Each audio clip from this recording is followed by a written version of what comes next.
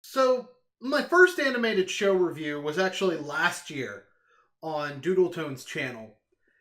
It was a review of the abomination known as the Slim Shady Show. It was, I'm guessing co-created by Eminem. I know Eminem did a bunch of voices for it. And you know what? A show like that gives people the impression that a music artist can't make a good TV show, but that's not true. It gives the impression that the music artist can't make a good animated show for sure, and that's definitely not true. It just takes the artist actually giving a shit about what they're doing. Enter Major Lazer, a dubstep trio most well known for that one song you've probably never heard of. They've got an animated show that currently has about 11 episodes and was co-created by probably the most famous member of Major Lazer, Diplo. Let me explain the premise of this show, because the episode I'm going to be reviewing, despite being the first episode, believe it or not, does no such thing. You see, it takes place in a fictional and presumably post-apocalyptic Jamaica, based on what I'm hearing, where there's a white president who's trying to suppress the freedom of the people. And Major Lazer is the champion of said people who has a laser arm, hence the name.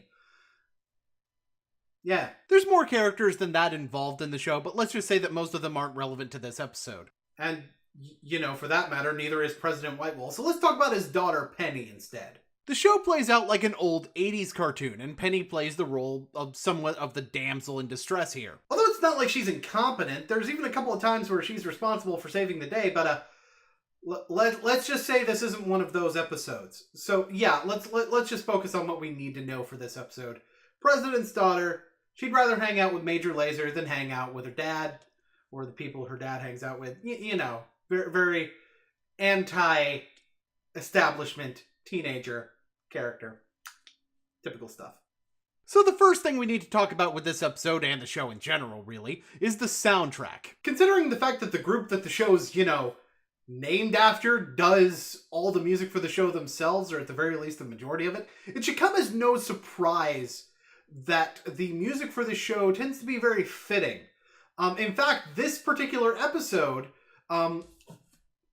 presumably is the pilot, because of the fact that it tells a lot of the story through the use of musical montages. While this could get pretty old for many people, the music and the visuals do a good job of working together to explain what's going on very specifically. It also helps that for two of the songs, there's a character within the universe who's actually singing, and the other two songs are actually sung from the perspective of a character within the universe. So, there's that. So let's get into the premise of this episode in particular. Major Lazer is going on a weed vacation, which has nothing to do with the date I uploaded this video. Even though it's a Thursday, which is not normally a day I would upload a video. I'm required to say that for legal reasons. And Penny wants to come with him, but Major Lazer says no. And this isn't a kid's show, nor is it promoted as one. I should make that very clear. It's rated TVMA, right? And honestly, I would chalk that up to the recreational drug use that's presented, especially in this episode. Because, honestly, other than... the rating says language, sex, and violence, but yeah, in most episodes, there isn't any of that, really. Anyway, Penny starts looking for someone to sell her weed, and everyone refuses. And this is her first little montage. We see Penny walking around town, and the lyrics tell of her mindset. She wants to relax and get high, and she is willing to go out of her way in order to get the weed to do so. Not that you have to smoke weed to relax, but, whatever. Whatever floats your boat, man. She winds up getting the address of the weed man at the end of this. And most of the time you'd think it'd be a good idea to, go back to normal dialogue right after a musical number instead of putting musical numbers back to back. Yeah, the show has a somewhat different idea. We replace a bright and relaxed number about searching with a darker toned song about how the weed man is the weed man. And I do have a bit of a complaint with this one. I feel like the length of this musical number does hurt the pacing of this episode, and there wasn't really enough accomplished in terms of the storytelling to really justify it. We do learn that the weed man is kind of a shady dude. However, he doesn't come up at all later on. Like, at all.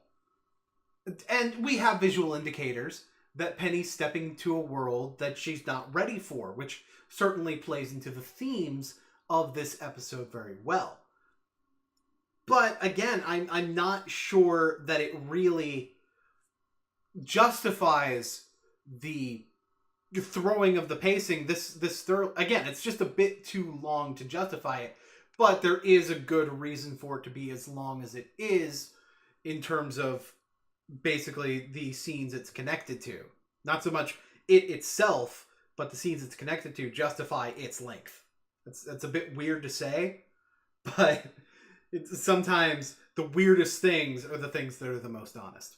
The follow-up to this is a more calming number as Penny gets high, with visual representation fully provided. And this is kind of where I justify the length of the Weed Man song. You see, those two other songs, they sound really similar.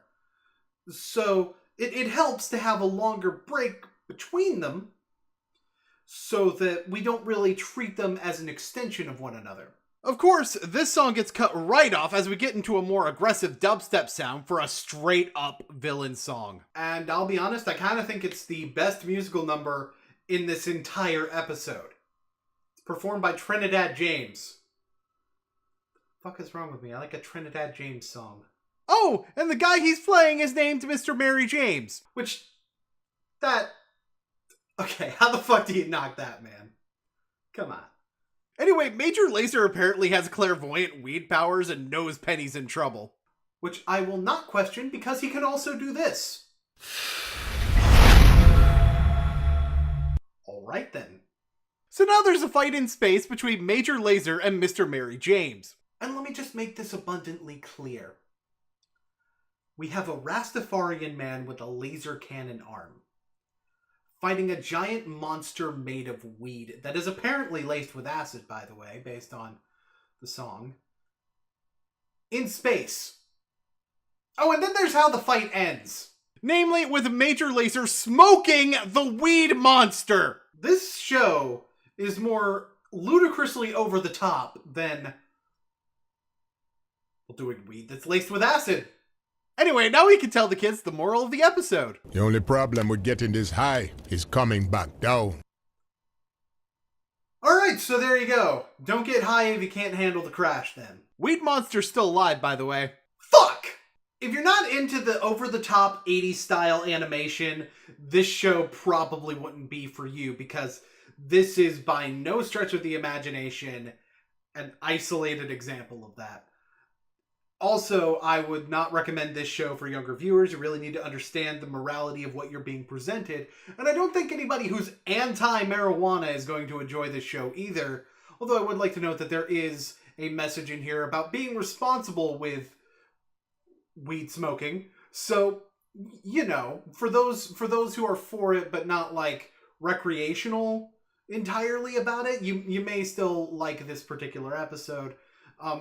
That being said, this is a very pro-marijuana show, so perhaps steer away if you're of the opposite mindset.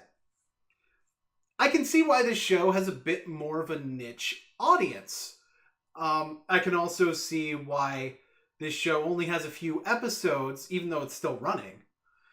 And really, there hasn't been a new episode since 2015, I want to say. It also really doesn't help considering how busy one of the co-creators of the show tends to be nowadays. Hey Diplo, there's more money in animation. They'll actually pay you.